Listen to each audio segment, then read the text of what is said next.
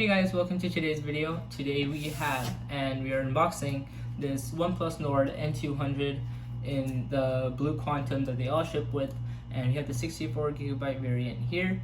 And in this video we're going to be unboxing it, talking about the specs and just overall experience when first getting the phone.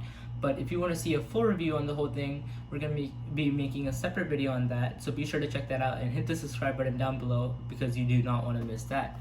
So in this video, let's just unbox this thing, talk about the setup process and everything, and let's get started. Alright, so as we begin the unboxing experience, you can see that we have N200 with a gradient kind of text here. So it starts out very dark and bold, and then it goes down to it's very faint over here. And that's like a major theme of the color here, because as you'll see when we unbox the phone, that it's also present on the device itself. So here we have OnePlus, and I believe it's color matched since they're all coming in this quantum blue color, and you can see that it varies depending on the way the light hits it, and that's also another major theme with the device's color, as that is also present on the actual device.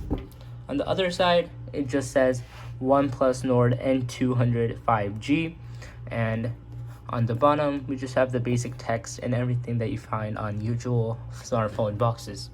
At the top, we just have the purchase codes and everything, and this side would be blank.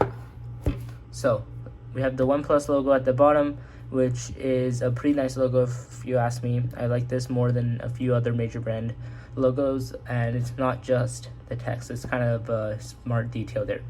So now let's unbox. Okay, so opening up the device, you can see it has the right amount of tensioning that you would find in this flagship smartphone box.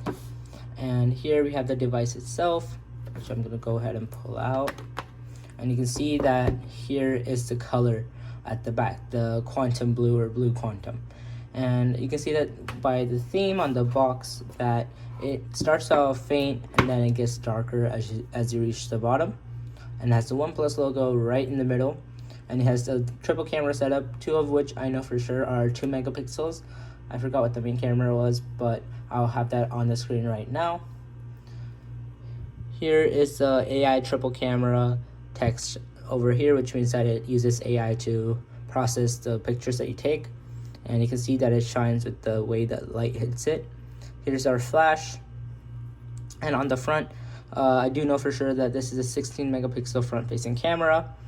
And it's reflective coating. It's an IPS LCD, the same thing that you would find on a more flagship smartphone such as iPhone 11 or so. On the side, you have the dedicated power button on the right side, which is surprising because not a lot of Android phones have that.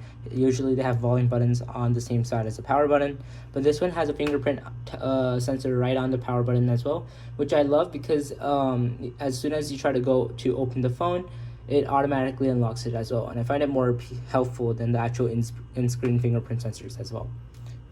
On the left side, you have the volume rockers, and it's more of like separate volume buttons actually, which also I like. And let's check out the rest of the content in the box. So this is just a placeholder for the phone. Here you can see that we have the pamphlets. This one is a start guide, and just goes over all the like hardware features of the phone and everything like that. And this here just says Nord. That's pretty cool. They have a small SIM card thing in there as well, or is a SIM card number. And here they have the SIM removal tool. Here is the OnePlus Red charging cable that we all know. All OnePlus phones ship with this, and it's kind of their signature now to have a red smartphone charging cable in the box. And here's the 18-watt power brick. So this phone does charge at 18 fast charging watts, and although the iPhone 11 can charge at the same speed, it comes with a 5-watt charger, and here we have an 18-watt charger. So that's wonderful to see, especially now that phones are removing the charger from the box, whereas this one, even though it's budget, still has it. And that's pretty much it for the inside contents of the box. Now let's get to the case. So here I have the actual phone, and let's do a boot up time test. So I'm gonna start it now.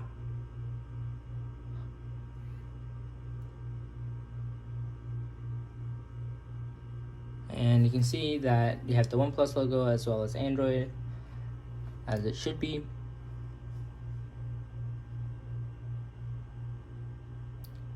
And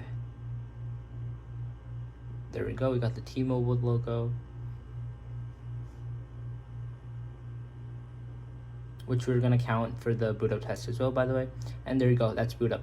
So that took about 30 seconds, I would say, which isn't bad. It's just, especially for the price range that this comes at around $222, that's quite nice to see it boot up in less than a minute. Because I've seen older or like newer flagship phones do a later boot up than that. Here you can see you have the never settle wallpaper. I have some pre-installed apps and I went ahead and set up the phone myself before recording. And you can see that it's running Oxygen OS on Android 11. So this phone will get one more major software update, which would be Android 12, before they get 3 years of security updates. And I believe I could have a software update pending for this. As you can see, the battery is at 10%, but the phone is running very smoothly. And the rest of it even comes with its own screen recorder that does not come in budget Samsung phones like the ones that run One UI Core. It has NFC, and I'm gonna have all the specs listed in the video right now, so you can look for yourself.